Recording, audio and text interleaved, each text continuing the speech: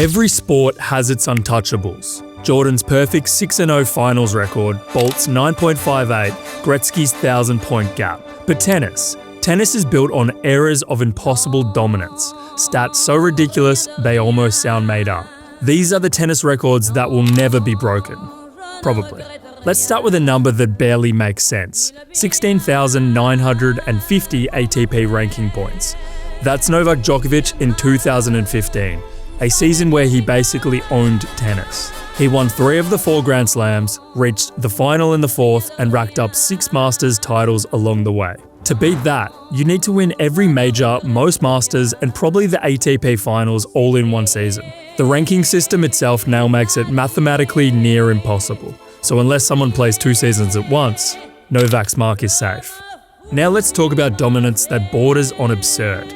Rafael Nadal on clay, 112 wins and 4 losses at Roland Garros, 14 French Open titles, 14 finals, 14 wins. Add in an 81-match clay win streak and you start to realise this isn't a record, it's a law of nature.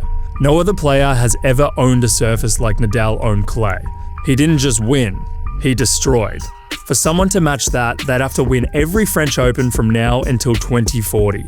Good luck with that. Federer's elegance hid a streak of pure ruthlessness. From 2004 to 2008, he was world number 1 for 237 straight weeks. That's 4 years and 7 months without a single week off the throne. Djokovic might have more total weeks at number 1, but nobody's held it consecutively for that long. It's almost impossible in today's era of injuries, load management, and deeper competition. 4 years at the top, uninterrupted, that's dominance on autopilot. Some records exist because nobody wants to break them. Wimbledon 2010. John Isner vs Nicolas Mahut. 11 hours and 5 minutes, 183 games. The final set, 70-68. It spanned 3 days, broke every stat tracker in existence, and left both players completely shattered. It obviously broke the ace record. When it finally ended, they literally built a plaque beside the court. The kicker. The record can't even be broken. The rules changed. Final set tiebreaks are mandatory now. So unless we go back in time, this one's locked forever. Some players set records with trophies. Nick Kyrgios did it with fines.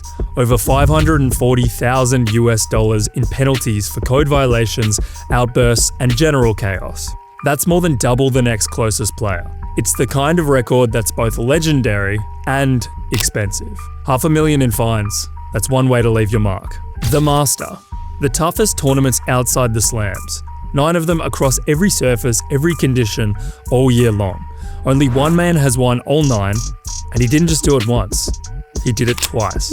That's Novak Djokovic, the ultimate all-surface chameleon. With today's packed schedule and players skipping events for longevity, it's hard enough to win 5 of them. Winning all 9 twice. That's a record built on a decade of perfection. French Open 1989. Michael Chang, just 17 years and 110 days old, beat Lendl and Edberg to win the title. That was a different era, lighter rackets, slower bowls, shorter careers. Today, the tour is brutal, physical, tactical, mental. Even Carlos Alcaraz, the most gifted teen since Nadal, didn't win a slam until 19. Unless another generational prodigy comes through and the stars align perfectly, Chang's record is safe in the history books.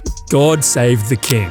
For all the trophies Federer, Nadal, and Djokovic have collected, none of them have done this. 2 Olympic single golds. Andy Murray, London 2012 and Rio 2016. He did it on home soil and then defended it against the best in the world. And considering the Olympics happen once every 4 years, the opportunity is tiny. Alcaraz came close in Paris, but this one remains uniquely Murray's. The ultimate for your country story. And then there's the big one, 24 Grand Slam titles, the most in men's tennis history. But here's where it gets interesting. I actually don't think that this one will last forever, because Carlos Alcaraz might be coming for it.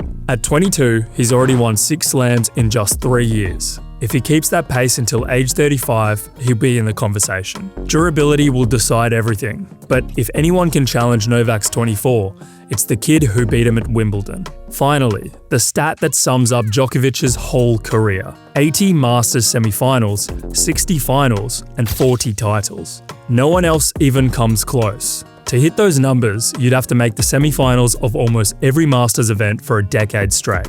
It's not just dominance, it's relentless consistency. He's not the best by accident, he's the best because he never takes a week off. Records tell the story of tennis better than any highlight ever could. Some of these numbers might stand forever, others will fall one day, maybe sooner than we think. But they all remind us of one thing: greatness leaves a mark that time can't erase. Which record do you think will never be broken? Let me know in the comments below.